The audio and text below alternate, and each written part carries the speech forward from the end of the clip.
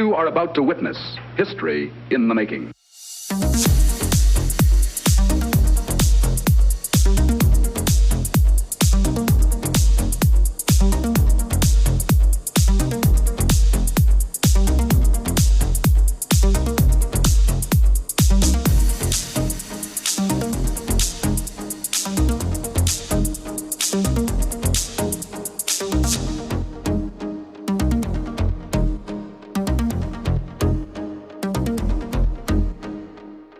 Hello, good morning, good afternoon, good evening, and welcome to Take 2 of the Pop Culture Gamers podcast.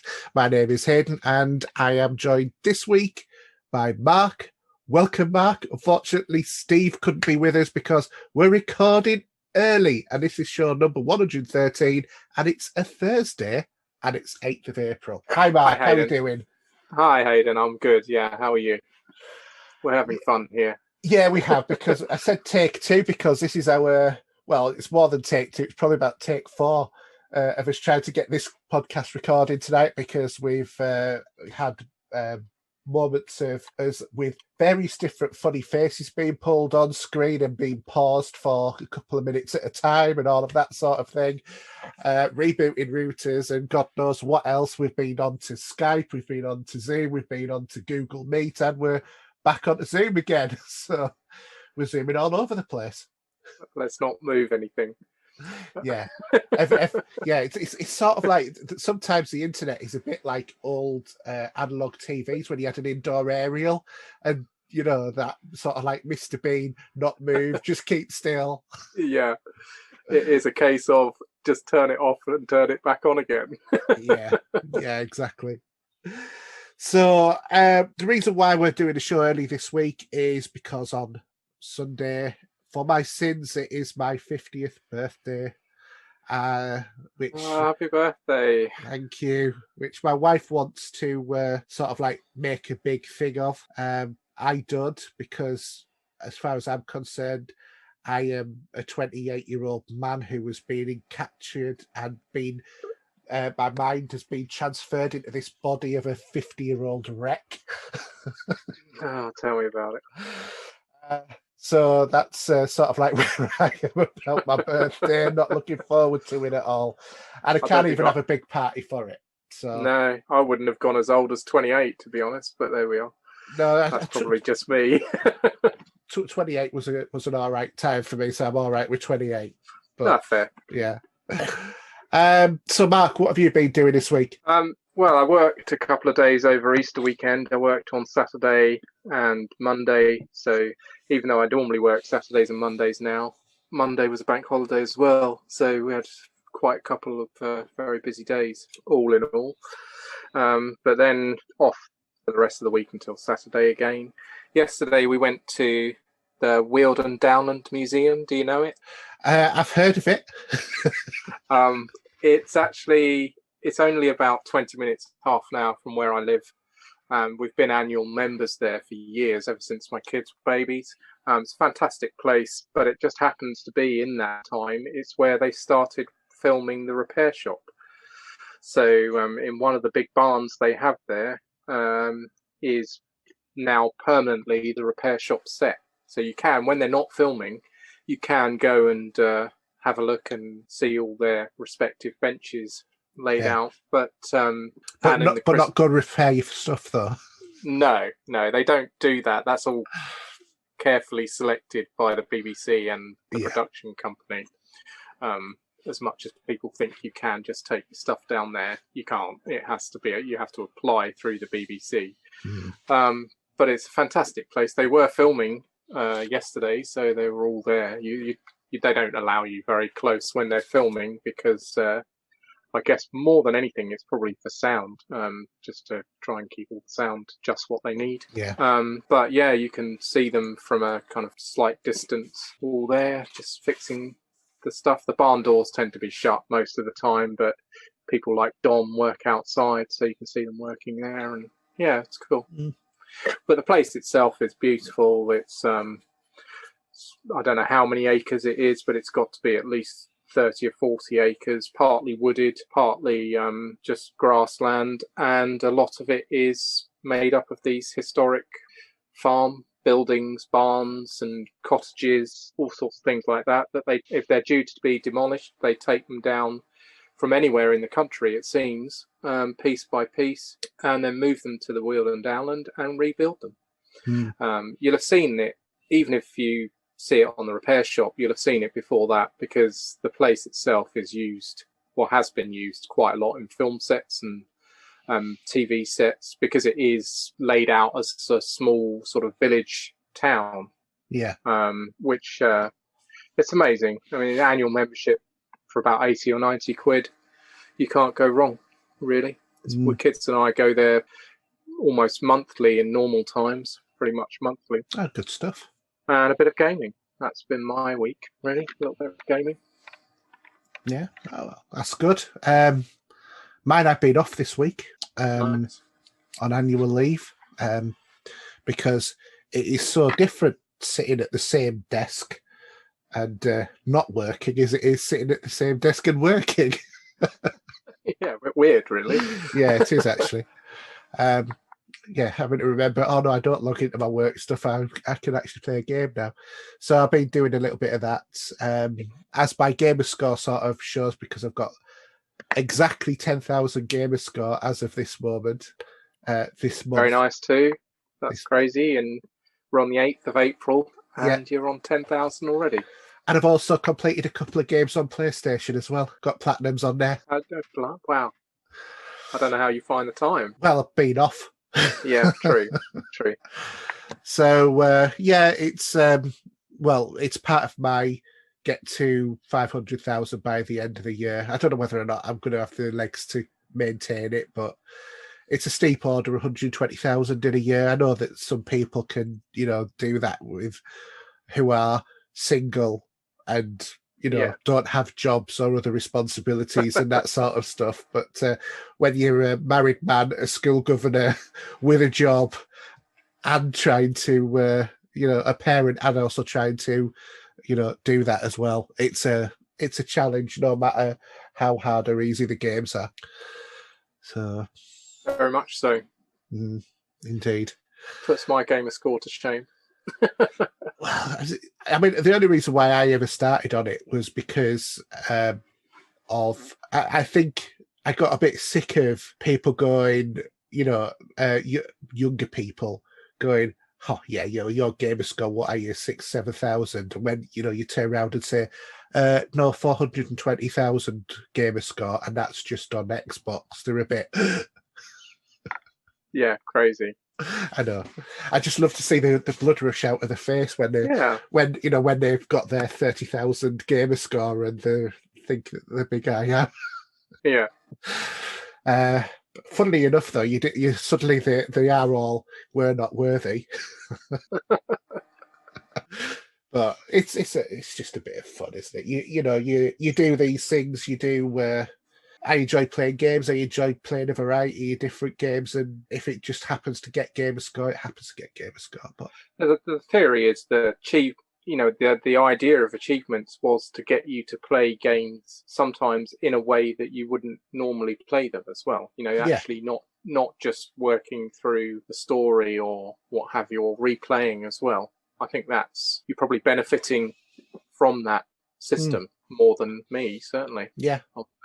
But I mean, also I think at the moment, because I play a lot of indie games, and I used to hate indie games, but I think I tend to play a lot of like retro-esque sort of indie games. And when you get the odd game that's a diamond in the rough. So, for example, I got a free one this week, and it was free to everybody. It wasn't because we don't get review copies here. We buy all of our games ourselves. Yeah. But in terms of that, I got a free game of Steel Rats on the PC. Right, which I'm going to talk about, and that's an indie game, and that it's a good, not too bad.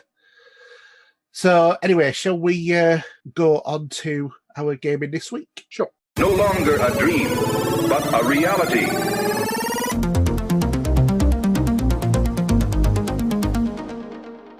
All right, so gaming this week, and I'm going to let you go off, Mark, with because you brought some news to the table. I did.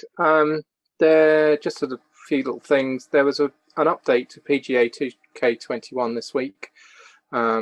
at first nobody seemed to really know why, and it was quite a small file. So there seems to bring the stability for the Xbox One and PS4, and they've added Puma golf gear is now available in the in-game store. Whoop-de-doos, eh?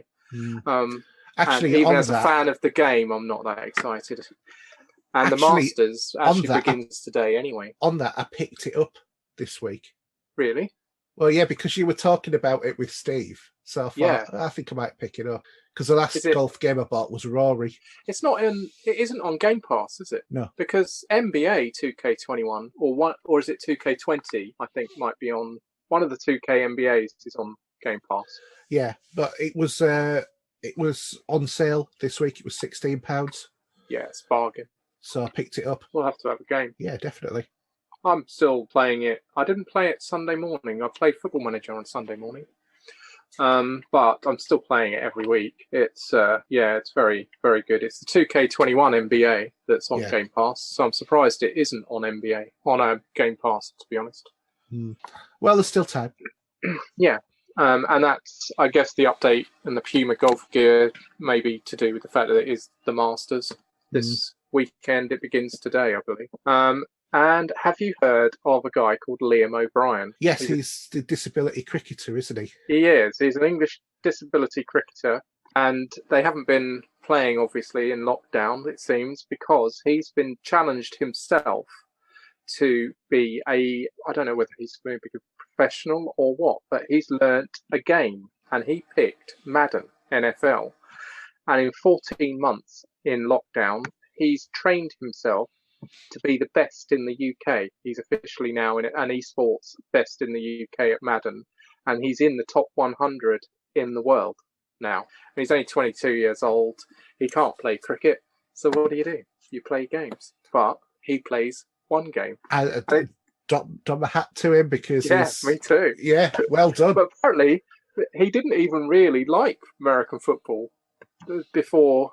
I think it was a trip when they went on a cricket tour to Australia, and the times that he wasn't training, the only sport that was on the TV he had in his hotel was NFL. So he got into it a little bit then, and when he came back, we went into lockdown, and he's trained himself to play Madden. I'm going to say something which is probably going to make me very unpopular, and especially as a Yorkshireman saying it as well. But let's face it, anything's a step up from cricket. That game is the most boring game. Any game that you can play for a week and still end up in a draw when one team scored more than the other should be disallowed. But it's all about rubbish strategy in tests. It's strategy. I thought it was all about cucumber sandwiches and fairy cakes. Afternoon tea. Yes, afternoon tea. And actually, you know how it came about, don't you? The tradition of cricket on a Saturday afternoon. Go. It came about because of the Black Death, and it was one of the things that was brought into British society to get people's mind off the fact that everybody was dropping like flies, was to introduce the community cricket matches across the country. And just of course, obviously, everybody became infected. Yeah, exactly. It was a bit counterintuitive, but it was also at the same time when, sort of like porcelain was invented, the pipes and, the sewerage works and the duty dropped on soap and all of that sort of stuff. All those things happened at approximately the same time. Wow. All linked into that, because that all led into eventually, obviously, the development of ceramics, which ended up on a space shuttle. Nice. I'll have to remember that for my pub quizzes. That was in one of those. That was one of those James Burke's Connections programs that he used to do. And he took it all back, and everything sort of like fixed up. But I found that because I used to work many years ago doing bar in a cricket club, and I used to. Well, let's put it this way: I wasn't exactly the guy to work in a sports club. I was going to say, it doesn't sound like your ideal job. No, it wasn't. No, it wasn't. It wasn't. But the good thing was, because I had no interest in it, I actually just got on with doing the work. Fair enough. You're their perfect employee, probably. Yeah, I would like to think so. In that respect. Yeah. But Okay, I wasn't when it was started talking about matches and that, and it's like, I have no No. idea what you're talking about. It was sort of like that that went on as soon as people started opening their mouths. To me, Yeah. a maiden bowler would have been a woman with 2 buckets on her shoulders coming out. That's not quite what it means, though. I know it isn't. The other thing with Liam O'Brien, this guy, is he's from Brighton, which is just down the road from me. Well, relatively speaking, about 40 minutes away. All joking, aside, respect to him, he's done well. Yeah. I think to train yourself to be that good at anything in 14 months from scratch is quite impressive. Do we know what his disability is? I don't actually. No, I'm not sure. Sorry, I didn't know that. I was just thinking aside because it might even be more challenging for him, depending upon what the disability is. Yeah, I don't know whether the pictures online in the news story were only sort of from sort of lower chest up. So I don't know whether maybe he's in a wheelchair. I'm not sure. I don't know. Sorry. And I've just curious. I've just got a last little thing. E3 is back this year, albeit some people after 2020 cancellation may have thought that it would be done for good, but it's back for 2021 as an online free-to-attend format. But if you're a fan of EA, Activision, or Sony, then you're not going to be interested because they're not going. They're not doing anything, which I was kind of surprised at, especially as it's only online. It's not like a big stage show that they used to be. Yeah, that is. I mean, they're doing that. I guess it just confirms definitely with someone like Sony that they just wanted to keep to doing their own things even more than they do now. Yeah. But you would think, I don't know, is that a mistake? Do you think? E3 is the big one. I think that they should be there. It's any event where it doesn't have either Sony or Microsoft feels wrong when it's a big event. Like, for example, Insomnia, one of them was missing whichever one that I went to, and it just never felt right that they weren't there. Right. I agree. I think, what's the month? Does it monthly Sony do? I can't remember what it's called now. But State of Play. They do, yeah, that's it. State of Play. That's something they do, but it would only, just expand that, maybe add in a few things that we weren't expecting, and call it a show.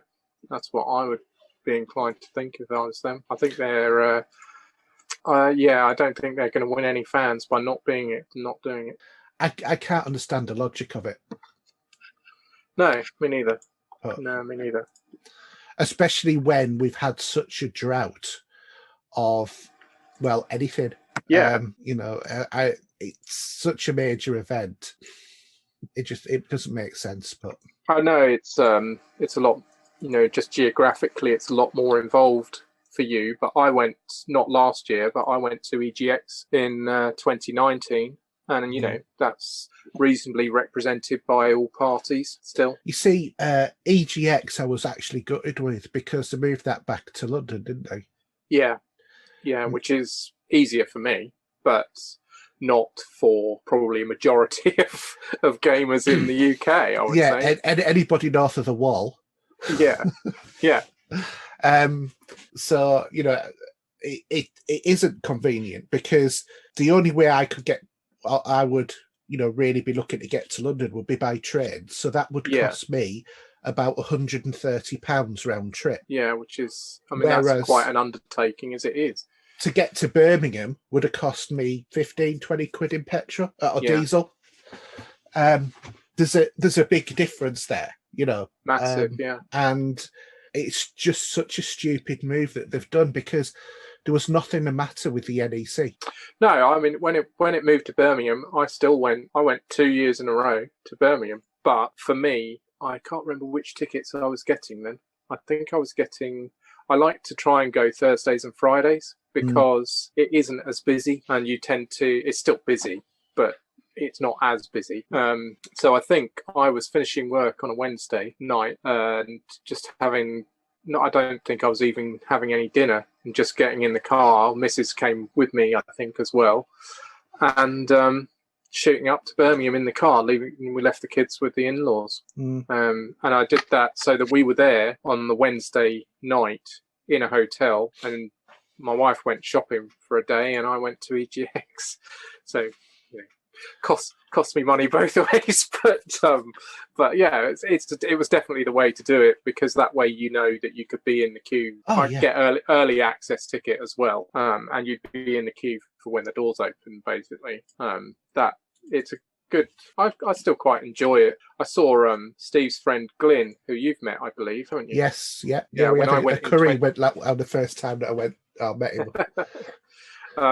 When I went in 2019, he was just totally randomly, not arranged it at all. He was chatting to a mate on his phone outside the entrance as I was walking into the entrance. Like, hello, fancy seeing you here. Yeah, so that was quite coincidental. I mean, I must admit, I'm looking at going to hopefully Wales Comic Con this year. Is that in Cardiff? Telford. Oh, right. I've not been to a Comic Con, but that's be a good atmosphere, and yeah. Well, there's a few good guest stars that are going to be there. Ian McDermott's going to be there. Karen Gillian, James Masters from Buffy the Vampire Slayer, the king of The Walking Dead. Jason Isaacs. Yeah, I know Jason Isaacs. Yeah, very good. Yeah, when is that? That's November. So that might be open completely by then, hopefully. As in back to normal, maybe. I don't know what was normal, or some kind of normal. As near to normal as we're going to get. Yeah, hopefully. That is definitely why I'm hoping, and going to try and get my picture with Jason Isaacs. So, because I'm starting a thing of pictures with captains of Star Trek. Nice. Because I've got me with William Shatner, I've got me with George Takei, so I thought, well, Jason Isaacs. Yeah, got to be done, hasn't it? It has. And plus the fact he's a lot cheaper than the other ones. That's crazy. He's certainly cheaper than Shatner, I can tell you that now. Well, yeah, old Billy boy. Yeah. So E3, if you want to look at it, is running from the 12th to the 15th of June, which I think is kind of around where it always has been, isn't it?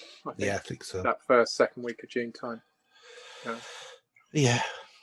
Be nice to see all of the stuff that we're going to be told is being put off for a year because of COVID. Well, yeah. Who knows? Just don't do the last couple of levels and have them as DLC. That'll do. That'll keep them happy. Yeah. Or not. Right.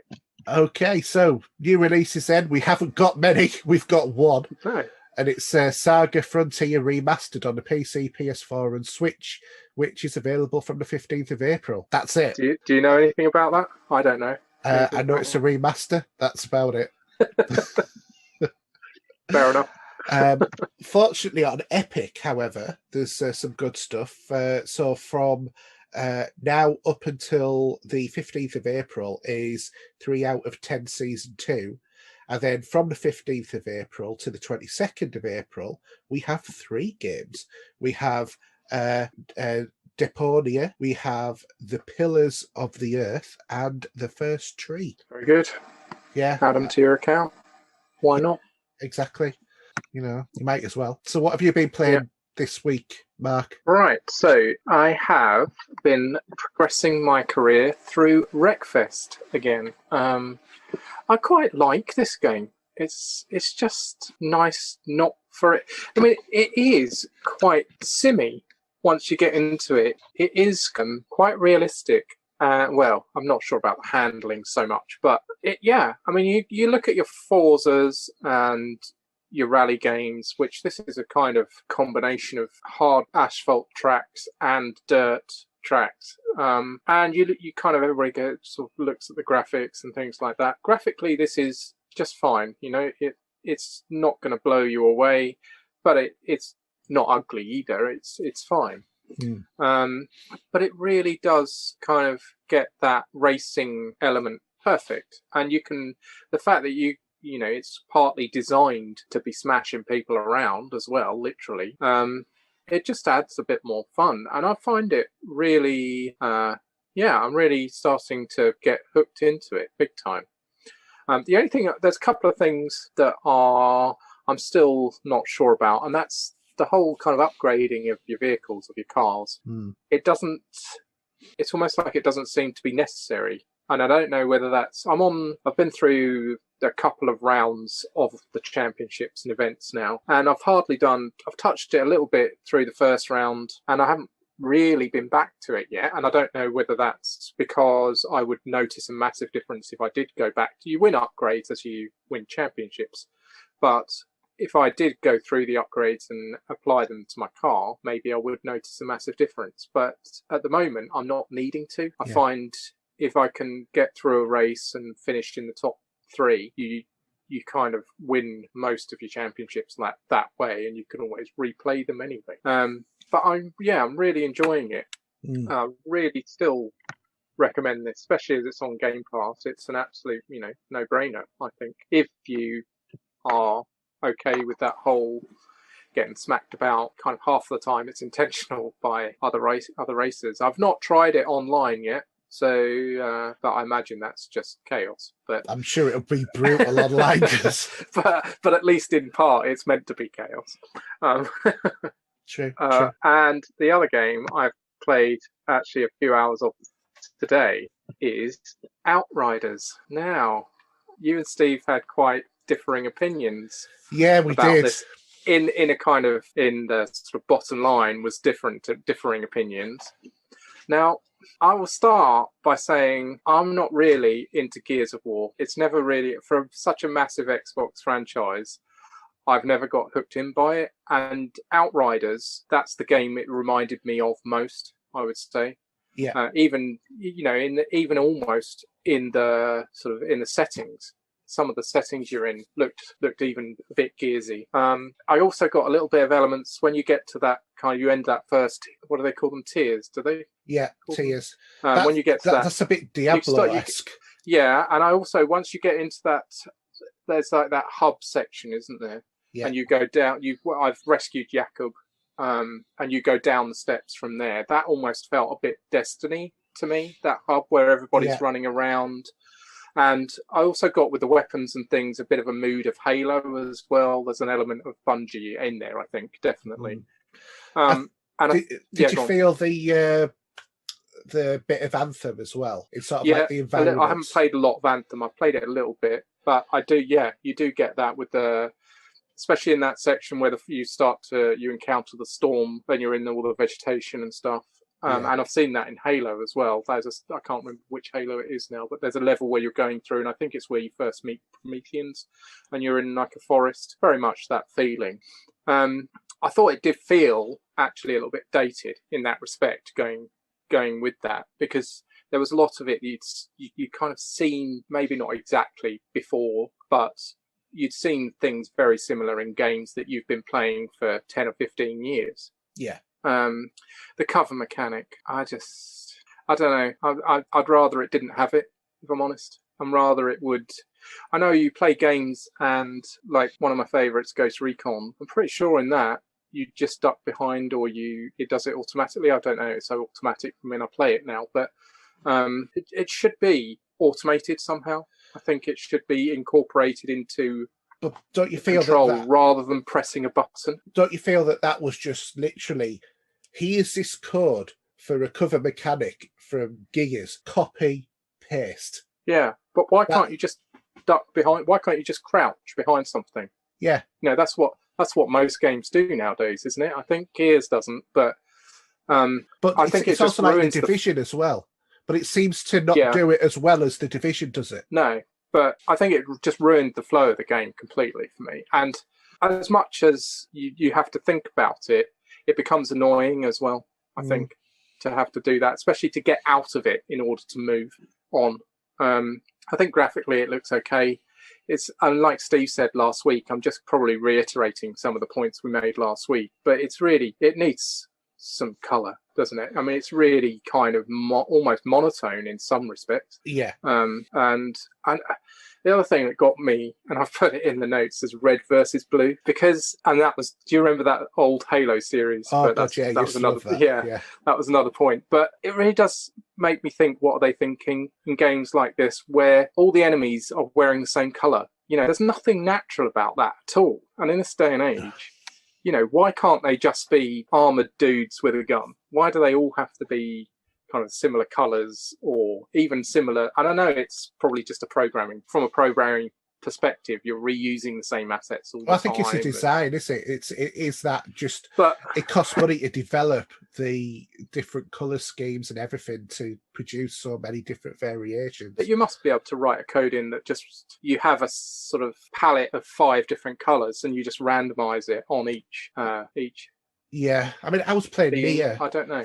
I was playing Nier this week, and that's very similar with a lot of repeated sort of characters. Yeah. And I don't, this is Outriders, and it's not just Outriders that does it. Lots of games do it.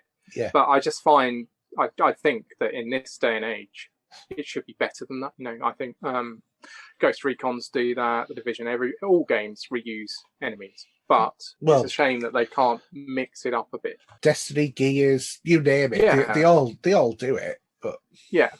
I mean, even if it was just different colours on their armour or whatever they're wearing, it would add a little bit more of an element of feeling a bit natural more, Yeah. But I think I'm kind of like thinking the way you did. I actually am quite liking it. The story is a bit kind of macho and feels a bit dated.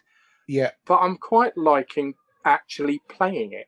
I don't really have much fault apart from the cover mechanic, which I think is more than anything I'm just not used to, because I don't really play Gears much. I don't really have much fault with it. In actual playing it, playing through a level is quite enjoyable. Still. Yeah, I mean, it's nice to hear you say that, because I sat and I complained about it for the first half of my comments of it last time. I said, this is wrong. This doesn't feel right. Yeah, I've done a similar thing. I said, but it's fun. It is fun. It is fun. And it isn't easy. And there are elements. I mean, I haven't changed the difficulty setting. I'm just on whatever it put me on, like I usually do. And there are elements of it that I think are quite new and I quite like. And that's, the melee attack where she freezes I've set it up. I know you can create your character. I always go with it as a woman. I don't know why. But I'm the only one out of all of us who does, I think. Alan always goes as somebody with a ginger beard. A woman with a ginger beard. No. I don't know about that. I don't think that we're the greatest showman quite yet. But no. But I like the freeze mechanic on the melee attacks. That's not something I've really seen much before. I think that's quite good trait. What character class did you go for? Techno. So did I. Sniper. Yeah, that's my style. Yeah. To be honest, when I play most shooters, I like to, not so much in multiplayer, but certainly in solo campaigns. Yeah. I like to kind of pick them off from a distance. Ghost Recon, it's almost essential to do that to a point. So absolutely. I went techno. Yeah. I'm never really the kind of tank guy.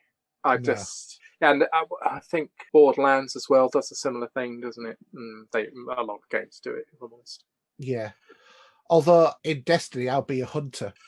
I haven't played Destiny for years. Hunters is sort of like the scout one that goes ahead. I get right into the action on Destiny, but all of the other games, I'm right back at it. Really? Yeah. It is very, very weird.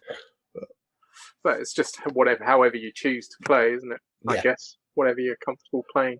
I suppose also I've played that game that long now. I know the mechanics, I knew the mechanics of it so well that I was quite happy in doing that. And to be honest, with Destiny, it's not like the game overly punishes you in most aspects if you die, because you can just get resurrected again and carry on from where you left off. Yeah. Other than those two, Wreckfest and Outriders, it's been mainly my staples. I haven't actually, I don't think, played Skyrim this week yet. But I've been playing PGA and FIFA, trying to get my player transferred in FIFA. I haven't tried Ultimate Team yet, sorry Steve, but I'll get there one day. How about you, Hayden? What have you been playing? Well, the first one I'm going to talk about is a indie title. It's Steel Rats, which is a game from Tate Multimedia. This was free on Steam and Great Old Games, or GOG, for a short time. It's currently, this week, available on Xbox Store for £2.51. So it's not exactly one that you can, but that is if you're a gold member. If you're not a gold member, then it's something like 16 quid or something or other like that. But this is quite a unique kind of game because you're part of a gang of 4 bikers fighting off an alien invasion using your motorbikes. So that's sort of the story. As you do. As you do, yeah. And this is a 2.5D game. And what I want you to think of is imagine Trials games and Shadow Complex and Max, the Curse of Brotherhood, mix their DNA together and produce a game. And this is what you get. This is the one you've streamed this, haven't you? Yes. I did watch a bit of that earlier. Yeah. So this morning. Yeah, it's not a bad game at all. You can level up your ride as you go along with picking up, ammo or whatever, and there's other upgrade options when you get to the end of every level. You've got things like rotary saws on your wheels so that you can cut through enemies, you can shoot at them, all of that's the normal sort of stuff and more that you would expect. You can do 360-degree spin attacks, all of that sort of stuff. How long are the levels? Each level is probably about 10 minutes. Quite long then, much longer than Trials. Yeah, much longer than Trials. They're more forgiving than Trials, fortunately, because Trials, you have to be a sadomasochist if you go anything above medium on that game. I quite like that game though. And yeah, so do I. So do I. But I don't think I've ever finished more than a handful of hard levels. I don't know. I'd have to look back. I did get sort of quite a way through most of them, I think. Yeah, but some of them are just ridiculous on that game. But the levels are quite complex on Steel Rats, and it's a good thing to have a look around in the areas because the game kind of directs you very well through a very linear path, but there are some points where you think, hang on a minute, did I just miss something? And if you go back, you're normally quite well rewarded with searching in an area that the game tries to encourage you to look in a different direction, because you'll find a whole host of extra bits or whatever. So they are quite complex. There's some innovative ways of getting around, which you would do the normal sort of like jumping, but you can also do like boosts with your bike. And the bike also has magnetic wheels. So you might be stuck in an area, think, how can I get out of here? But there's piping that goes up and over the area. And you can jump, find a ramp, jump onto the piping, use a magnet, and then you follow the pipe upside down, driving along upside down on the level as well. And that's got that sort of like mini 3D sort of aspect in terms of depth on this like 2.5D game. So, because that got me at first as well, because I was thinking that would be just very linear. But no, you can actually move up and down, into the screen and out of the screen, as it were, on that as well. There's lots of variety in it. It's certainly an interesting sort of experience. There is at the end of every, I think I say every, but I've only actually got to the end of one of the areas, a big boss battle with this sort of like big mech, and I'm sure that there'll be something similar in all of the other ones as well. Takes a hell of a lot of beating, to be fair. Not a bad game at all, especially for free. But to be fair, I thought, well, I'll pay the £2.51 and get it on Xbox as well, because why the hell not? Graphically, it's very pleasing. Yeah, good. It's all right. That the style of the graphics is what reminds me of Max and the Curse of Brotherhood, whereas the level design is what reminds me of Shadow Complex, and the bike, obviously, the mechanics of moving that is what's like Trials HD. It's a bit of a big Harley kind of bike, isn't it? From what I remember on your stream. Well, there are 4 different types of bikes. I was going to say that because you get different characters. Yeah, you get different characters. Right. So it's Yeah, I mean, like I said, I got it on one of the platforms for free, but if you can pick it up, especially at the moment on Xbox, I mean, it's full price on PlayStation, unfortunately. So if you've got an Xbox, go on there and use your gold to get a huge discount on the game. Yeah, very much so. Definitely worth it. The second game that I've played is The Medium. I went back to this.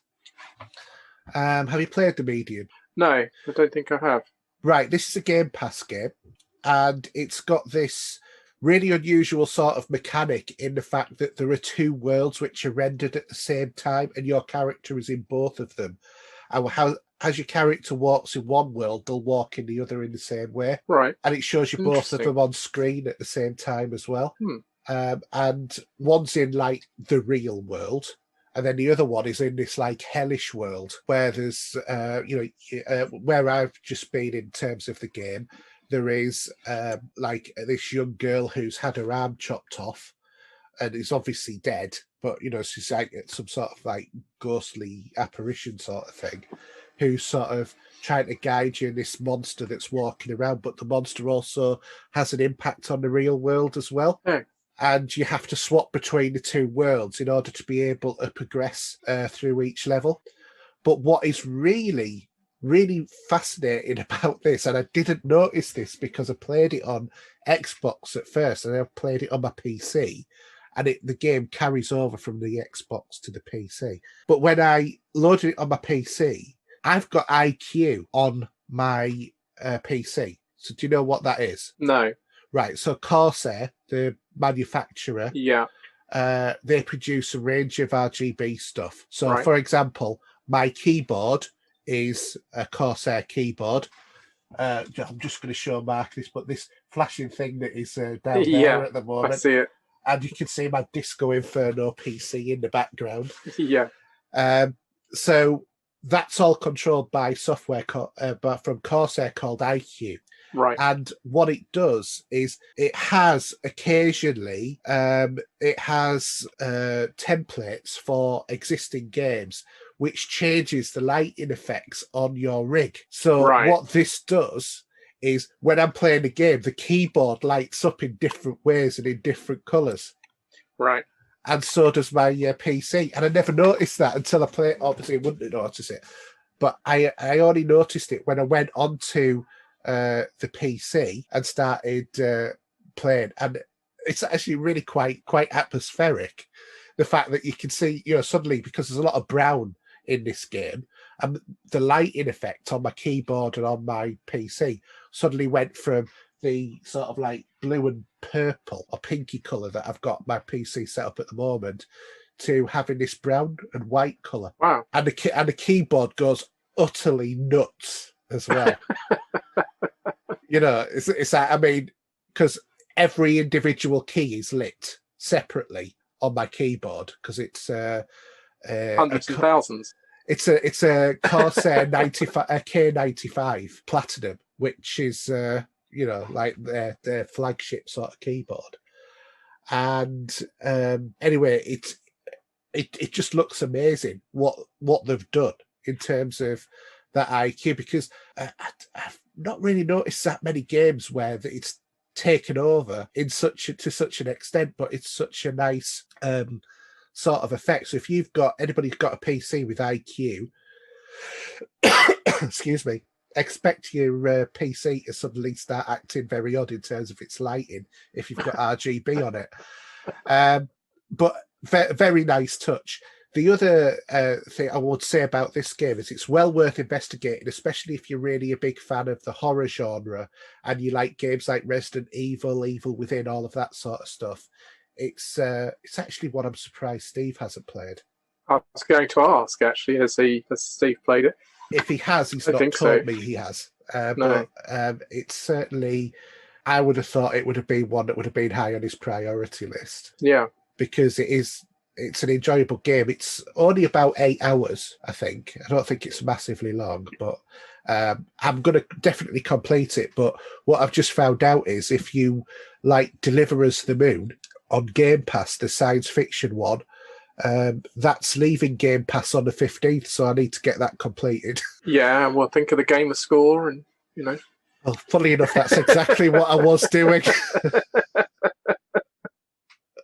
Yeah, that is exactly what I was doing, because I thought I don't want to have to then go and buy the game in order to be able to complete it. And also, there's another Easy Gamer Score one called Johnny Rocket, which is on Game Pass, and that one's leaving as well. So get those in before the 15th. Absolutely.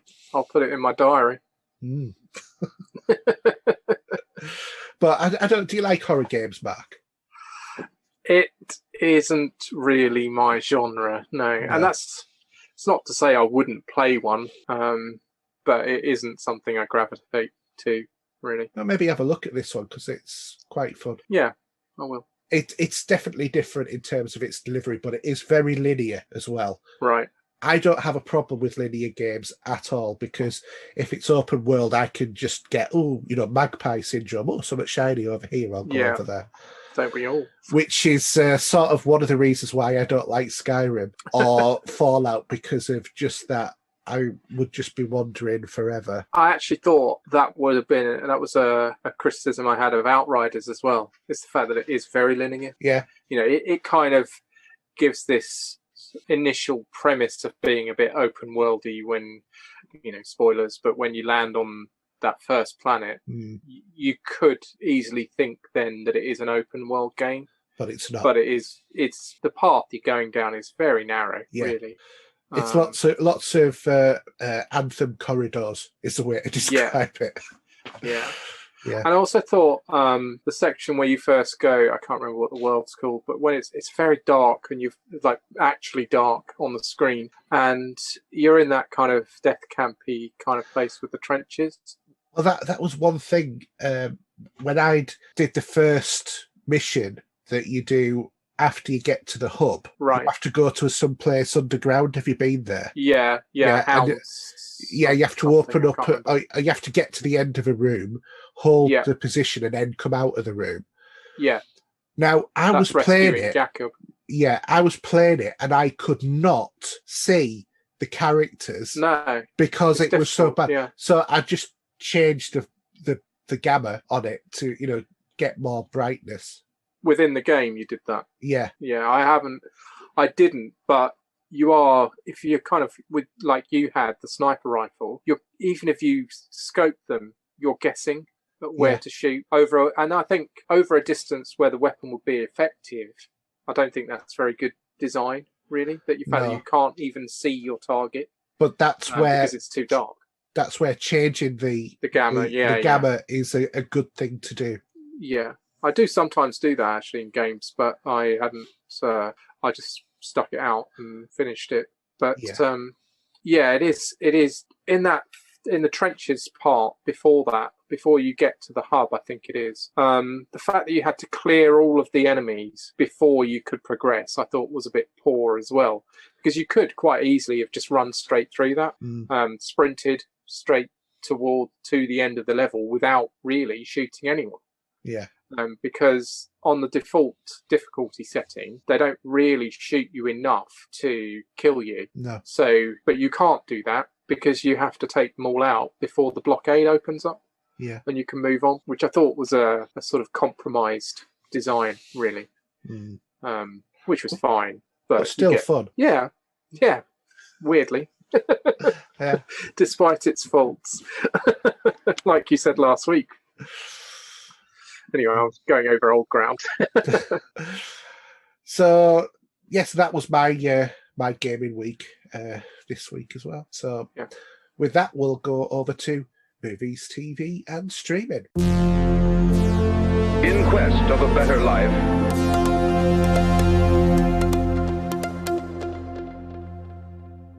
So, movies, TV, and streaming, and we have some news. And the most popular living composer is, do you know, Mark? Without looking at the notes? No, I did see it. Yeah, I did see it.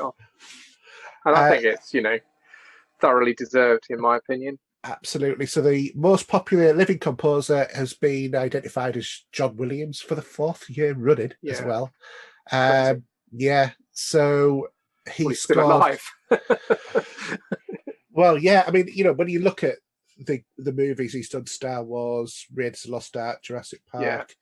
But out of the top 300 entries on the Classic FM Hall of Fame poll, he had 9 out of the top 300. I'm assuming that's more than anyone else. I would assume so. Yeah. Well, yeah, that is.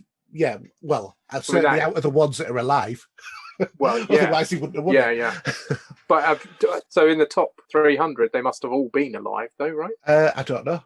To be honest, in order to qualify as a living composer. Well, unless, of course, they just picked out all of the living composers who were in that 300. Yeah, maybe. But when you look at the 9 entries that were in there, number 273, there was Close Encounters of the Third Kind. That I would have thought would have been higher. Saving Private Ryan at 242, Jaws at 239, E.T. at 189, Indiana Jones Raiders of the Lost Ark at 105, at 66 was Jurassic Park, 47 was Harry Potter, 38 was Star Wars, and then 16 was Schindler's List. Yeah. I mean, he is just so good at that. It almost makes the music part of the sort of star of the movie, doesn't it, really? Yeah. Certainly with something like Star Wars, the music in Star Wars it's become its own entity in itself, really, that soundtrack, I think. And, well, they all, like most of them do, of his pieces anyway. Yeah, I mean, I absolutely love his music. But, you know, there were other ones, you know, Hans Zimmer, all those ones as well. Yeah. But, yeah, so... And then the other bit of news I had was about Paul Ritter. So very sad. Very sad. So one of the stars of Friday Night Dinner, Paul Ritter, has died of a brain tumour. I mean, he was best known for his role in Friday Night Dinner, which I've talked about on this show a few times before. I loved that show. But it was also in series like Chernobyl, Plebs, Hannibal Rising. He was in the Harry Potter and the Half-Blood Prince movie and in Quantum of Solace. And evidently he passed away peacefully at home with his wife and 2 sons. Yeah, so I don't think it was just too young, really, isn't it? 55? Well, it's 5 years older than I am. Yeah. That's frightening as a thought. Although, to be fair, I did think he was a lot older than me. Well, he's a bit older than you. I thought he was like 60, to be fair. Yeah, he's quite. I think when you're kind of quite thin and sort of tall like he is, I do think people tend to have a look older than they are, maybe. I don't know. Yeah, when you're fat like I am, but you just tend to fill out the wrinkles, so they don't show as much. I wasn't saying that at all. No, I know, but I know what you meant.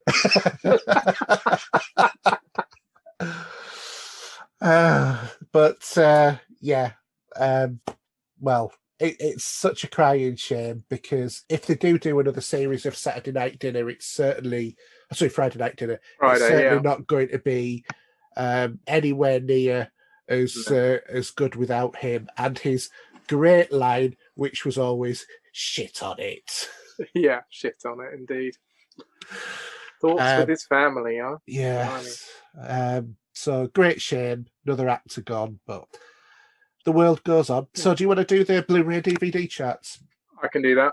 So as of the April the 12th, we've got Discovery of Witches, seasons 1 and 2 on Blu-ray and DVD. Azure Lane, season 1. Barb and Star Go to Vista Del Mar on DVD. Oh, Bela Lugosi, Murders in the Rue Morgue, Black Cat and the Raven collection on Blu-ray. Charlotte, the complete collection on Blu-ray. Chidori RSC collection on Blu-ray, if I pronounced that correctly. I think so. And then we have Clapboard Jungle on Blu-ray. Come Away on Blu-ray and DVD. Doro, 20 Years, A Warrior Soul, 2 DVD and CD collection. You got Fruit Basket, Season 2, Part 2. That's on limited edition dual format and Blu-ray and DVD separately. Lots of Game of Thrones are coming out on 4K. The whole lot. I was going to say, that's all seasons of Game of Thrones coming out on 4K Blu-ray. If that's your bag. Godzilla coming out, the 2014 version that is, coming out on 4K Blu-ray.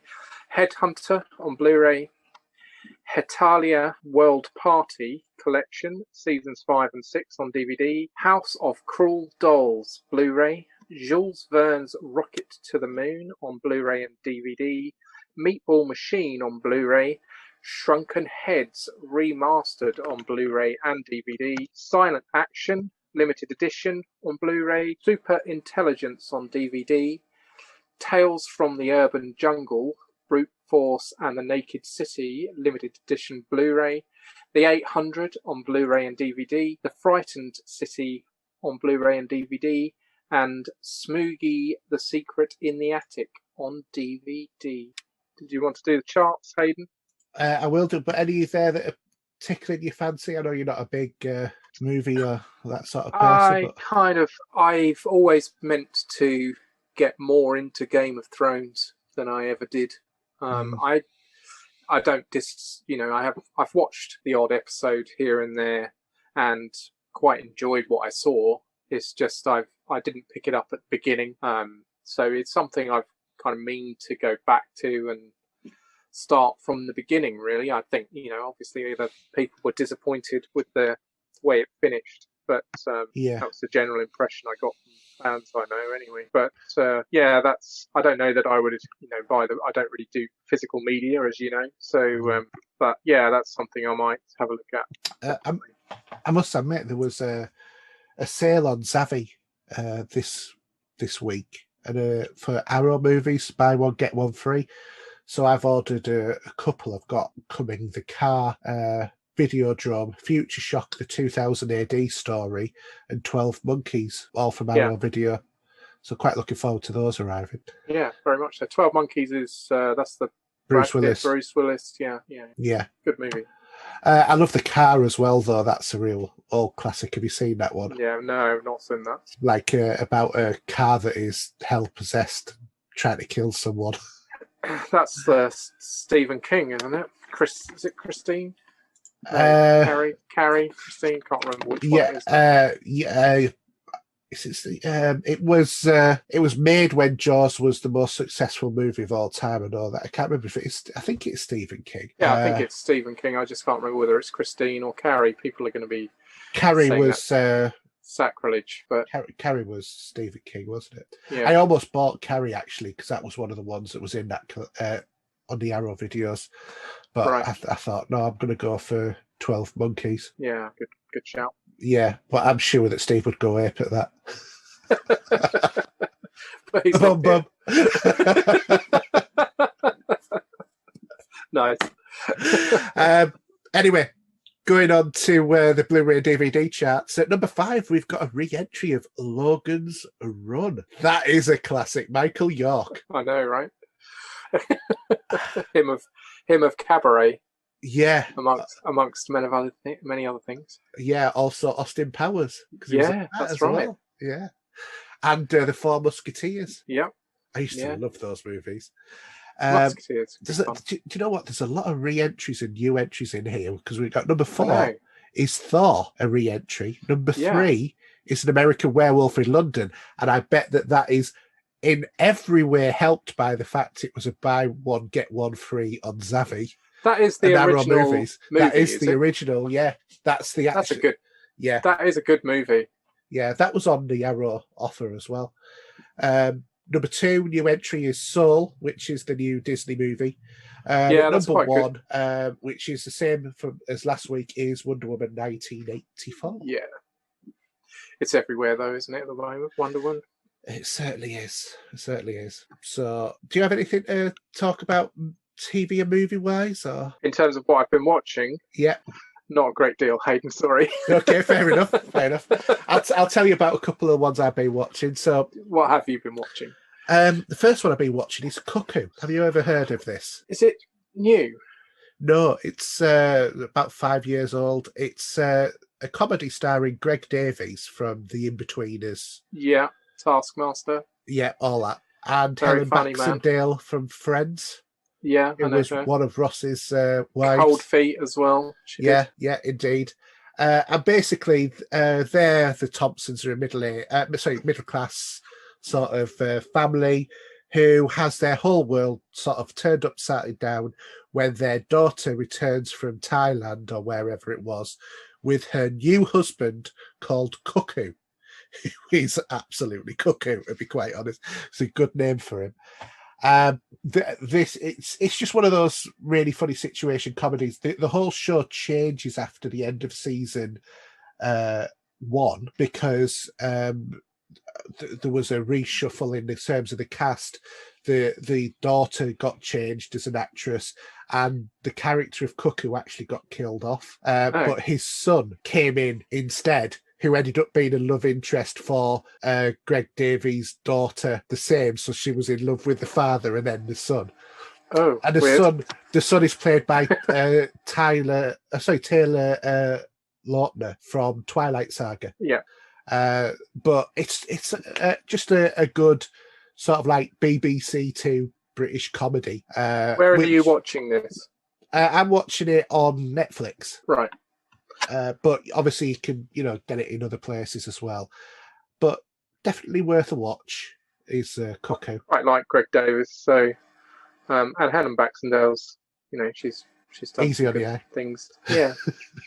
So I'll probably give it a try. Yeah, she's a good actress. But my wife thinks it's hilarious because I think that she's convinced that Ken, which is Greg Davies' character, is actually me.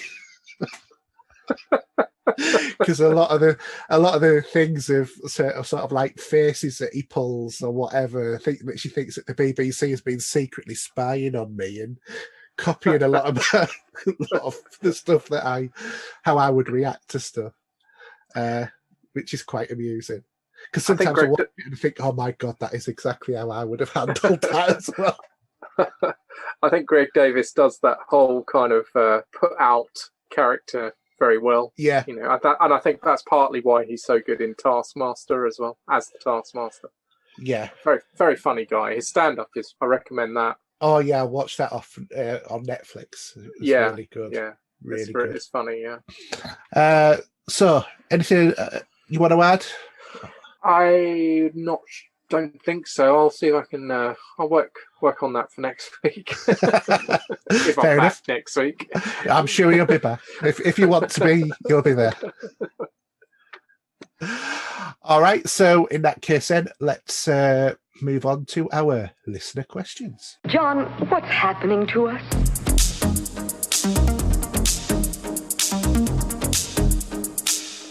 So, Mark, you're going to be doing Kitchen Smith now. Because I noticed you've put in a question. So, do you want to ask it? I didn't mail it to you, obviously. I just put it straight in the notes. But this came to me when I was playing Outriders, and I just thought it may have been an interesting point. But if you load up a new IP, it's to do with kind of your expectations. How much do you want it to be kind of a total innovation of a genre of a game versus how much do you want it to actually feel familiar, and how much do you want it to actually feel like something you played maybe in other games just to be more comfortable with it, I suppose, and be more natural the way you get into the game. Yeah. Because a lot of people bang on about, new IPs should be completely new and be something you've never seen before. But there is a comfort, I think, element in a new version of maybe a different game that you've played a lot of the elements before, if you see what I mean. Mm. And I think the middle ground is obviously ideal, really. I don't think I would personally want something to be all new. I think that's very difficult to create in the gaming industry now anyway. To create something that's completely original, I think is almost impossible in games, movies, music, anything. Well, they always say that there's only 7 types of story anyway, don't they? Yeah. But so but I'm not sure I would want to play something that is all completely new, not of a major kind of AAA title that you're expected to invest at least 6 or 8, 10 hours into. I don't know. How do you feel about it? I don't think it's actually possible to produce something that's 100% new innovation that doesn't touch anything or is inspired by anything that went before or use a similar mechanic, because there is such a variety now. I think that the only times that you ever get anything that comes close to that is where there is a new technology which leads the way. So, for example, when the Wii was released, having the Wii Sports with the bowling and the tennis and all of that sort of stuff, that was new and innovative to the majority of it because of the control mechanism. But it was still, the motion control. But it was still based on an original concept, which is the bowling, the tennis. Yeah.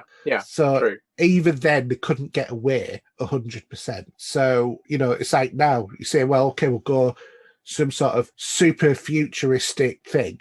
Well, we've done futuristic stuff. It's just going to be a derivative of anything that's gone before.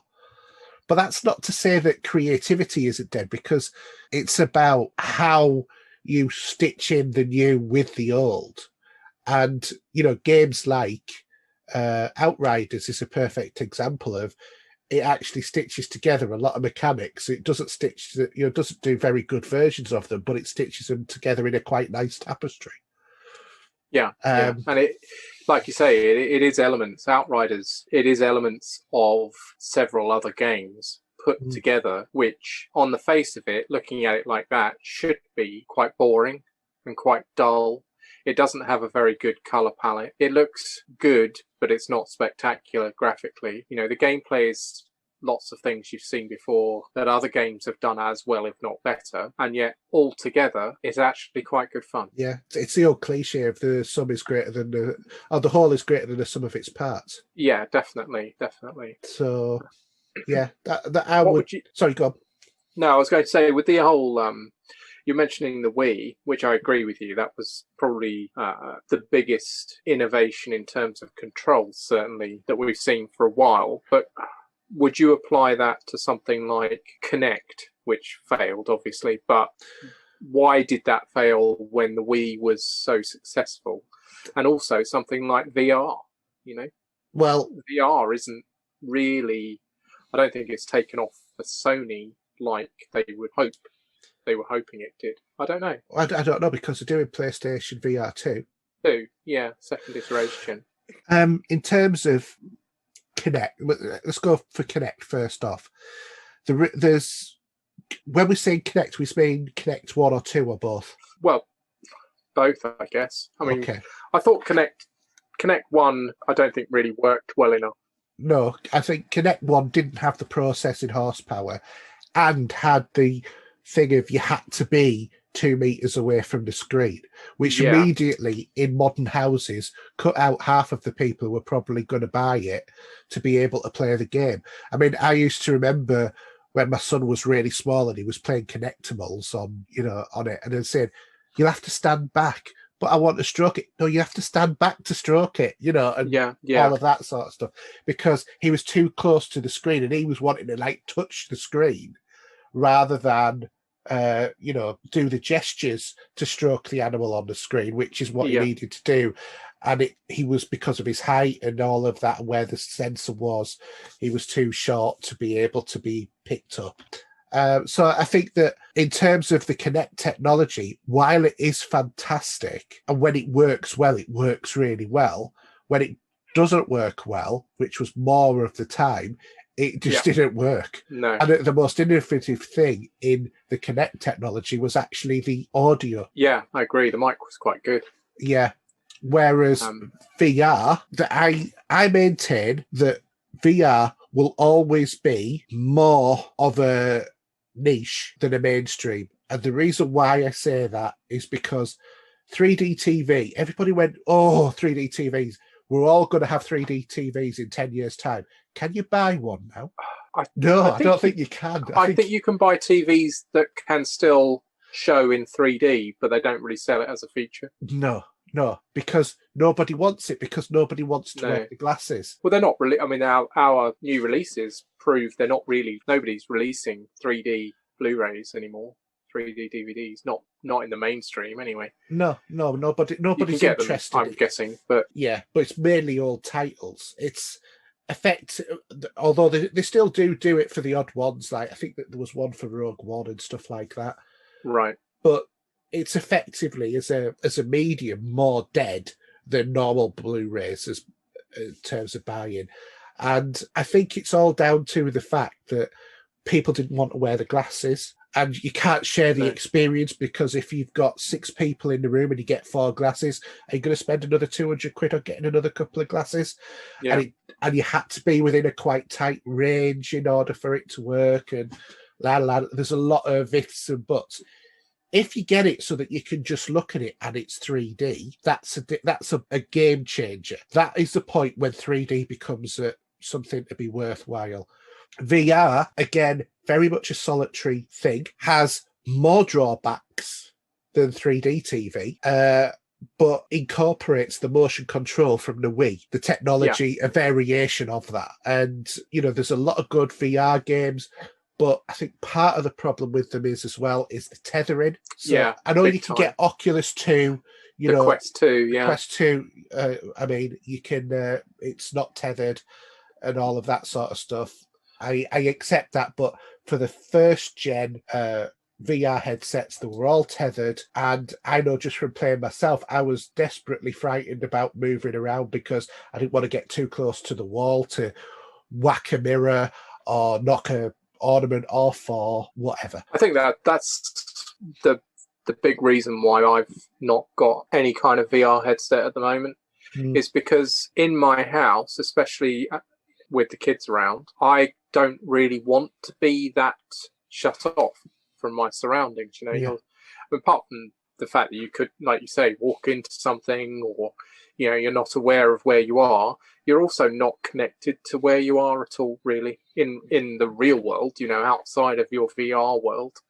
And I don't think that's a situation I can be in at the moment. If I'm in my house on my own, which doesn't happen a huge amount, then it's possible. But like I say, that doesn't really happen much. I think where VR might work in the future is, and I'm thinking about like a very old Next Generation episode of Star Trek. The game where they put the thing on and that, the Enterprise got taken over and Wesley had to save the day. Do you remember that one? Yeah.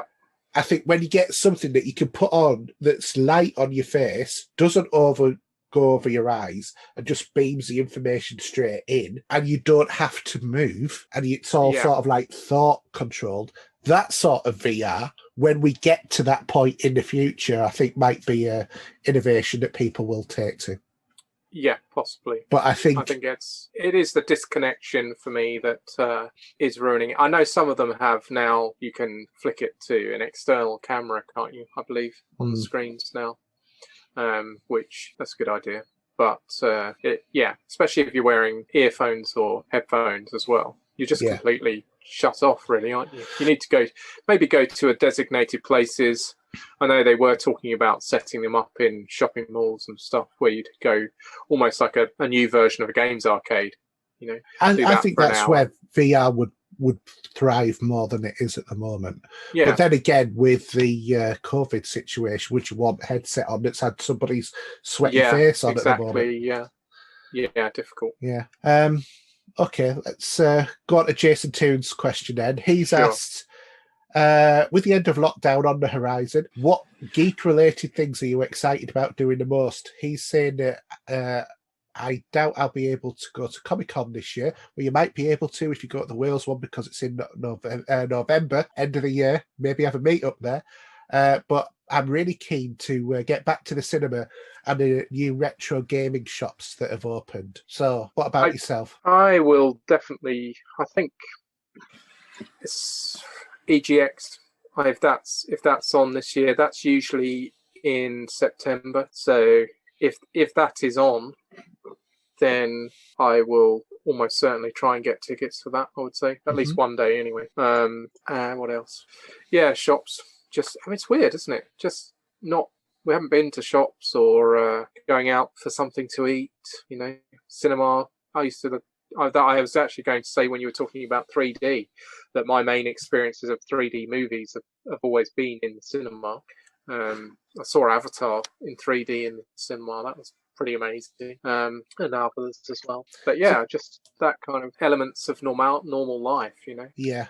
I think for me, it is going, excuse me, going to cinema. I haven't been for over a year. It is the longest in my life since the first time I ever went to the cinema at the age of 4 that I have not been to the cinema. Wow. Because when I was 28, that was a Friday night. We used to go to the midnight showing at the cinema and have be the only two people, me and my mate, be the only two people in the cinema and have a private screening. We were really put off when somebody else would walk in sometimes. And then once somebody beat us in and you sat on our seats, we were really hacked off that night. So we sat behind him and chucked popcorn at. I remember when the first Pierce Brosnan movie, Pierce Brosnan James Bond movie, Goldeneye, when that on release day or release weekend, I went to see a mate of mine who was at university in Manchester at the time, and we went to, I can't remember which cinema it is, but it was in the Central Cinema in Manchester. Went to the pub, had a few beers, went to a restaurant, something to eat, and then went to the cinema for about the midnight showing of opening weekend for Goldeneye. And it was rammed, absolutely packed, and people were cheering when James Bond did something good, and it was great atmosphere. But that's a fond memory. Of midnight cinemas. No, me and my friend, we every Friday night was going to the cinema to the midnight showing. We saw all of the Lord of the Rings, all the Star Wars movies that Fantastic. way, and you would literally have the cinema to yourself, or as near as that you would ever get. Like a private showing. Yeah, effectively speaking, yeah, it was like having a private showing. Absolutely loved it. It was brilliant. But no, for me, it's definitely the biggest thing for me is getting back to the cinema. Although I won't be in a rush to get back. I want to see, how they operate when they do open. But the other sort of side of the coin is the weird thing is where I live, because there's no, other than CEX, there's no computer shops, as it were. If I want to buy a game, I've basically got to go to Argos, or I've got to go to Tesco or Sainsbury's. And Sainsbury's probably won't have it in. Tesco's next to useless. Argos is probably your best bet. But obviously we have a CEX, so I'm looking forward to getting back to there. But I'm also looking forward to hopefully there not be restrictions between like areas, so we could go to Middlesbrough and go to Teesside Park where there's a game and stuff like that, and those sorts of shops. Yeah, it's hopefully not too far away now, is it? Next week. Well, yeah, but I don't know about the travelling out of your area. No, that's true, but I suppose, people are travelling out of their area, aren't they? I've known, people who have travelled, more or less across the country for nothing more than a social sort of encounter, and it's, But when you read the guidance, I don't think it actually stipulates stay in your local area. I think they just tell you that, but it's not not in the guidance, because we were looking it up because we knew a couple of people who had done it. So can we go out or not? And we just ended up saying we're not going to risk it anyway at the moment. No, yeah, so, understandable. Yeah, do you want to do Paul's question? Okay, Paul Wilson, he asks, which game do you play to relax you? I find a good walk around in Fallout 76 helps to relax me, in particular due to the great radio tunes. Yeah, good question, a good answer. Relaxing, I actually, in a similar vein to Fallout, I find Skyrim fairly relaxing, but generally it's either PGA golf. I mean, you can virtually fall asleep playing that game, really. I would say Destiny, even though it's a fast-paced shooter. Because I played so many hours of it, just going down to a planet and doing a couple of quests, it doesn't even get my heart. It doesn't even get my heart rate up. Yeah. Do you know what I mean? When what other people would consider to be like sort of gripping stuff, that'd be like, oh yeah, and it's just brain switched off and away we go. Nice. Yeah. So Lee said, what's your opinion on game delays? Should devs stop making unrealistic announcements and release notes, or is it acceptable in the modern gaming world? I am of the opinion that game delays are I think you can pretty much over the last 12 months excuse it all. It's almost like a free pass for devs. What about before that, though? Rightly or wrongly. In normal times, as it was, I think it depends on how long the delay is, I would say. If it's 6 months or less, then you could say they're probably just getting rid of a few glitches and bugs or putting some final touches on it. But if it's longer than 6 months, then I don't think it does the game itself, in terms of public opinion, any good at all. I think it's just bad PR, to be honest. Well, I'm going to come at this from a different point of view. I'm going to, come at a couple of point of views. First thing is, part of my skills is being a trained project manager. And I know how hard it is to say this project's not going to deliver on time. And that's very recently. I was, where I work, I was seconded for an 18-month secondment, and I came in the middle of a project. And after a few months of working on the project, I started re-estimating the timeline for delivery of the project. Right. And I made my timeline to be 8 months later, 6 months later than the actual delivery date of the project, of where I thought a realistic projection would be. And I had to go to my assistant director, who's like someone very high up, and say, this thing that, your reputation relies on for delivery, to county councillors, you ain't got a hope in hell's chance of having it delivered, no matter how much pixie dust and magic that you throw at this, because there ain't no way this is going to be delivered in time. Yeah. And having that conversation, it was one of those, you get those sort of like, brown underwear sort of moments in your career. And to be fair, she was lovely about it, but I really had to put forward my argument. Now, translating that into the game industry, into a multi-million pound enterprise that is very much on the reputation sort of side, very much on the not running over budget, very much on the hitting hard deadlines because of tax reasons and stuff like that as well. I 100% completely understand why some companies take the coward's way out and release a game that is in a terrible state. Because CD Projekt Red. Yeah, that was a cowardly move. The state of that game, that needed 6 months more cooking, and it still needs more cooking. And there's impacts on shares and valuation of the company and all of that. But I think that short-term hit of announcing we're going to delay something is actually less of an overall impact on a company than releasing a broken product. Because Bethesda, and I'm sorry, but Bethesda have got away with this for a decade, and people have started to turn on Bethesda because of it. I don't know what you're talking about. You know exactly what. Don't do a Steve. Come on, Mark. No, I agree. You're totally not agree Steve. You're not Steve. You're not. As much as I love, Skyrim, and I do like Fallout games as well, I don't know how Bethesda get away with it. No, neither do I. Because I don't know whether it's because people who like Bethesda games know they're going to be broken on release. Yeah, it's almost an accepted thing. But that's not to say that's not right, surely. It's a bit like buying a mini Metro that that as standard it came with Rust. Yeah. The optional extra was to have paintwork untouched by Rust.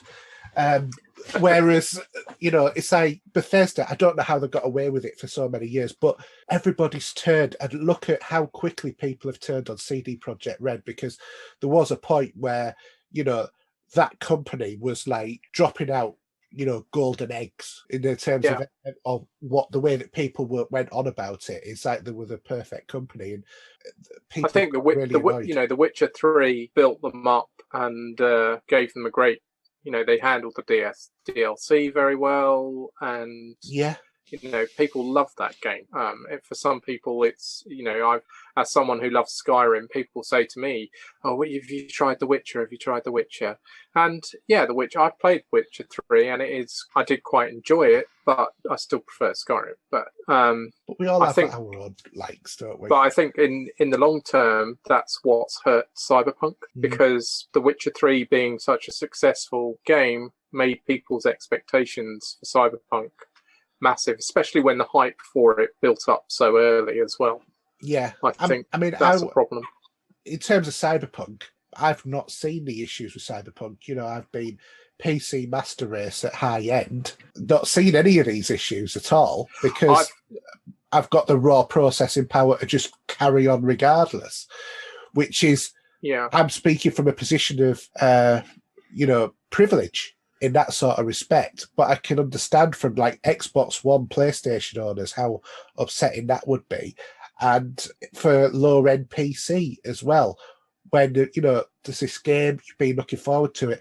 And absolutely every time, in terms of your customer PR, ignoring all of the idiots who'll send you death threats because you're not releasing a game on time, because those people are mentally unstable. If you going on like that about a game, the best way is to delay release, because then you might get a reputation for delaying, but at least you'll get a reputation for releasing a good quality product on launch. Yeah, definitely. And I would rather have that than have a reputation like Bethesda has managed to develop over the years of games just come broken. And you'll be a beta tester. It'll be patched. It'll be patched at some point, because I mean, you look at games that have come back from the brink. Look at Batman Arkham Knight. That is actually a fantastic game to play now, even with the Batmobile levels in there. It's a really good, well-stable game. One that comes to mind, though, is what you were bigging up last week, and is No Man's Sky. Look at how that started and where it is now. And I think maybe it's by now earned back the respect that it could have had at the beginning, but over the, that's taken years. And really, I think it's hurt the game being released as not what it should have been, at least. I think there's a difference there, though, in terms of that game was overhyped and said it would have features it didn't have, as opposed to being broken. I think releasing a game broken is a cardinal sin. Overhyping is also a cardinal sin, but of a different type. That's making promises that you're not delivering, though, isn't it? Almost. Which I don't think that necessarily hurts the game itself as much as it sort of tarnishes the reputation of the developer, maybe. Well, look at Peter Molyneux. That's what Sony thought, anyway. Look at No Man's Sky. Look at Peter Molyneux. Yeah. With his Goddess, was Goddess. It? Yeah, and I went on early on that one, and I got burnt on that. And then they released a different Goddess, and then they went to a mobile platform. Yeah, well, that's. Hang on, why are you investing all that money when I've invested this money in your company to produce this game, which you're never going to complete? Yeah, and things like that totally damage the whole preview games early access mechanic, doesn't it? That whole format. When was the last time anybody saw Peter Molyneux on stage after Goddess? Yeah. His reputation is shot. No one trusts him. Now he overpromises. From someone that was maybe 10 or so more years ago, such a prominent figure as well in the industry. Well, Populous, Black and White, held up in high esteem. Yeah, you look at Populous and Black and White. They were two really big games back in the day. Yeah. And both from his camp. Yeah.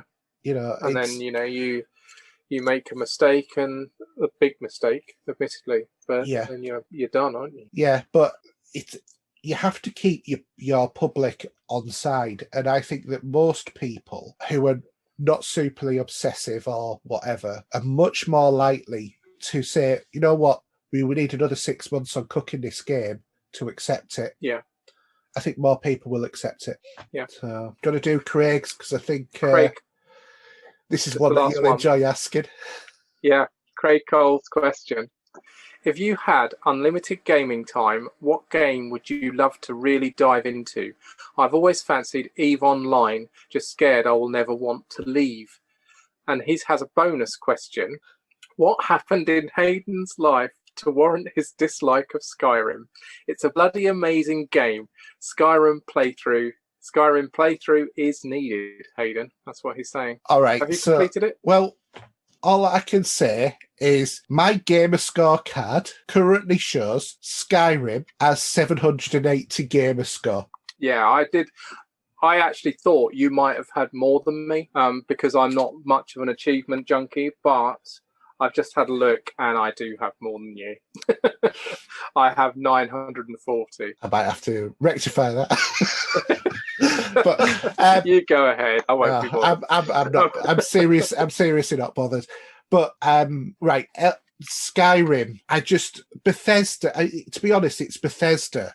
Full stop. And I know that I keep banging on about Bethesda. I don't like doing that, but they produce games that are overhyped that I just don't get the majority of them. That's it. They don't work for me. I don't like Fallout. I'm lukewarm on Skyrim. The Elder Scrolls, I totaled that on Gamerscore, with or without the horse armor. That's good. And that was an investment. You mean Oblivion? Oblivion, yeah. Yeah. So Do you want to know your play? You said the Elder Scrolls. Do you want to know your play time on Skyrim? What is it? 11 hours and 44 minutes. That's wrong. That's what it says on my Xbox right now. No, HRJ UK, 11 hours, 44 minutes. Is that on Xbox, though? Yeah. Sorry. I mean, it wouldn't take into account if you played on PC format. No. Obviously, yeah. I don't know about PC, does it? No, it wouldn't be. It's not cross-save, so I'm pretty sure it isn't cross-save anyway. No, it's not. No, my gamer score on PC is 780. And what is it on?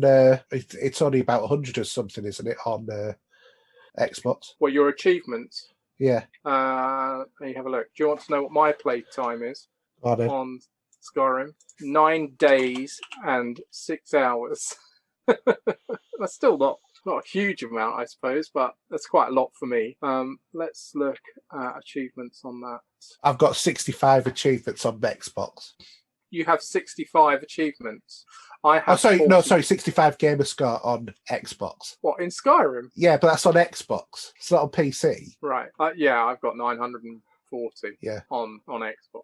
I have played it on PC and I have played it on Switch as well, but because I own it on PC and Switch. But it was one of the first games I bought when I got a Switch. I bet That's kind of sad, isn't it? Hey, we all like what we like. We do. It's like we do. I prefer games like Assassin's Creed rather than Skyrim. Yeah, but which is kind of surprising considering you say you don't really like an open world game, and I suppose Assassin's Creed is kind of a guided open world. Yeah, really. I think the thing that I like about Assassin's Creed, more so on the older ones than even the newer ones, is that you're sort of, while it might be open world, you're sort of confined. Whereas Skyrim, you can just sort of like go wherever you like straight away. Right. And I also find the mechanic of getting around on Assassin's Creed to be much more direct than having to... On rooftops. Yeah, having to go round and round and round and round up a mountain to get to the top of the mountain. Trying to find a pass or whatever. If you're going up a mountain, then often you do need to find the path. But if you're just going about the world, quite often I don't stick to paths. Yeah. Sometimes I do, especially if you have a companion. They're stupid sometimes in terms of the routes they take. But see, that's a coding, graphical, kind of glitchy game nuance in Skyrim that fans of the game are quite happy to live with. The fact that if you go off path and off the road and actually over a hill and climb up a few rocks and then back down the other side, you might have to select the wait option and wait an hour or two just for your companion to catch you up. Yeah. Because they don't go, or if you're at the top of the mountain and you just sort of drop down the side rather than go back down the path, it can take them ages. Sometimes they might not catch you up at all unless you fast travel somewhere. But that's just something you accept with the game. I don't know why that is. No, neither do I, seeing as I would consider that to be bad programming. The fact that they play the game sort of, I suppose, properly to the letter, whereas you're taking shortcuts that... Well, are you taking a They're not shortcut, or are programmed you in just to take finding a their way across the map that they didn't conceive? But they have Well, created, because they create the environment. So if they don't want you to go over the hill in that direct approach, then don't give you the ability to go over it. but you see, I have bought a horse once, I think, but if you are on a horseback in Skyrim, you can actually climb more than you can on foot. So you have that ability even more to go up, take routes that you maybe aren't paths, or I mean, surely that's not bad programming. That must be by choice. But the only thing I would say is bad planning is if you can do that, and within the game mechanics, you can have a follower to help you out. Why not allow them to do that as well? You know, that's the bad element there, I think. Yeah, I mean, you know, for me, it's not just Skyrim. It's the Wolfenstein. It's the Fallout. It's the Prey 2. All of those sort of games. There's just something about the way that Bethesda have put those games together that just does not gel with me. And I can't explain it. That's fair. It's just, I think. just doesn't gel. Full stop. But, you know, I'll play something else that other people will be thinking, what the heck are you playing that for? But I'll be enjoying it. And does it really matter as long as you enjoy it? I agree. Each to their own, isn't it, really? Well, yeah, exactly. What about his first question then, Craig Coles? If you had unlimited gaming time, what would you really love to dive into? I'm assuming he means maybe something we've not played before. If I had unlimited gaming time and money, because that's the other thing as well, is I would like to dive into Star Trek Online. But I know once I go into that, being the Star Trek nerd I am, I would probably never resurface. So I sort of steer clear of it for the most part. I have got into EVE Online recently, and I think it's something I could get hooked onto. So I'm trying to sort of pull myself away from it because is that a paid subscription like WoW or? Yeah. There's so much free, and then when you want to do the higher stuff. Yeah. I was just going to say, I think for me it would probably be whatever the best VR is now. Get something, I don't know. Is it the Hive was the best? Was it called Hive? No, the one that was the HTC Hive. Yeah. It is the Hive, isn't it? That's the one that's linked to Steam. Yeah, that's right. Yeah. It was Valve related. That was the best, wasn't it? I don't know whether it still is, but if I had if you could get a designated room and know that you could allocate however much time you wanted, that's what I would go for. Because some of the games look really cool, I think, to try out. Some of the more, there's I've seen it's almost like a futuristic sports game where you throw a ball at each other, and it's in like almost like a Tron-like environment either end. You have your characters either end. That, just something like that looks really cool. Yeah, there's a Star Trek game on there as well. Actually, the only decent Star Trek game that's been released in years, where you're part of the bridge crew, and each one of you takes a different sort of role. So one of you could be like the con officer, one of you will be the captain, one of you will be the science officer, and all of that.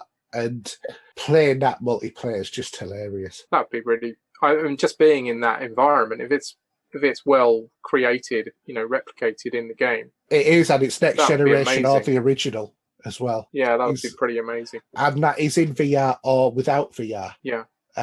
And so obviously in VR, you've got the controllers and you're manipulating switches and stuff like that. I tried. I think that is the one thing or one genre that really works well in VR is that I've tried is that whole kind of cockpit view of you. So whether you're, what's the Valkyrie? It's called something Valkyrie, isn't it? Is it? I don't know whether it's PSVR. Oh, the EVE game, yeah. Yeah. Because that's based on EVE Online.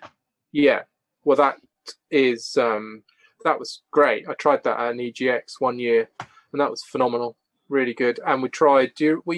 Was it the year I was there with you when we tried Elite Dangerous? Yes, in VR. That was when we had the picture taken together. That's right. Yeah, That's Yeah. right. Yeah, that worked brilliantly as well. You know, that whole, and I imagine I've not tried a racing like car racing game, but I would imagine that works. That whole situation, because when I play car racing games, albeit Wreckfest recently or Forza or whatever it is, if I can, I always go with that behind the steering wheel inside the car view.